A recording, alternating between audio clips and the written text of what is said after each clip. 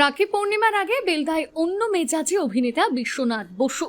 রাখি পূর্ণিমার আগের দিন একেবারে অন্য মেজাজে দেখা গেল অভিনেতা বিশ্বনাথ বসুকে। বেঙ্গল স্টেট পারফরমেন্স ফোরামের পক্ষ থেকে একাধিক কর্মসূচিতে যোগ দিতে বেলদায় আসেন তিনি।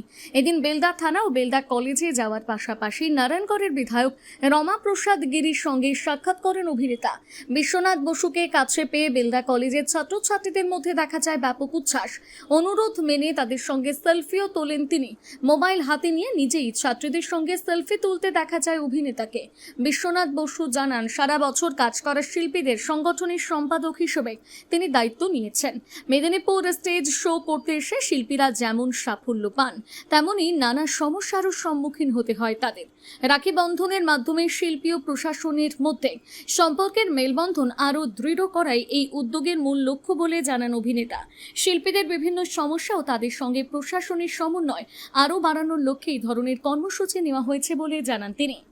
আমরা এখানে এসেছিলাম বিধায়ক সাহেবের সঙ্গে দেখা করতে। মুক্ত মঞ্চের যারা শিল্পী আছেন তাদের পাশে দাঁড়ানো এবং তাদের নিয়ে এনারা অনেক রকম কাজ করেন। এটা 2019 সালে এটা গোড়াপত্তন হয়েছে। আমি সাধারণ সদস্য ছিলাম, কিন্তু বর্তমানে এনারা আমাকে সম্পাদক নির্বাচিত করেছেন। এবং আমরা এই যে মেদিনীপুরে যেখানে আমরা অনেক শো করি, প্রচুর শো করি, শীতের রাত্রে যেমন সাফল্যও আসে তেমন সমস্যাও আসে। পুলিশ আমাদের পাশে থাকে, প্রশাসন তাদের আরেকবার এই আমাদের রাখি পূর্ণিমার মধ্যে দিয়ে একটা সম্পর্কের মেলবন্ধন সবাইকে একটুখানি জানিয়ে দেওয়া, আমাদের পাশে থাকা এবং সারা পশ্চিমবঙ্গকে খবরটা আপনার চ্যানেলের মাধ্যমে আমরা পৌঁছে দিতে চাই। Thank you.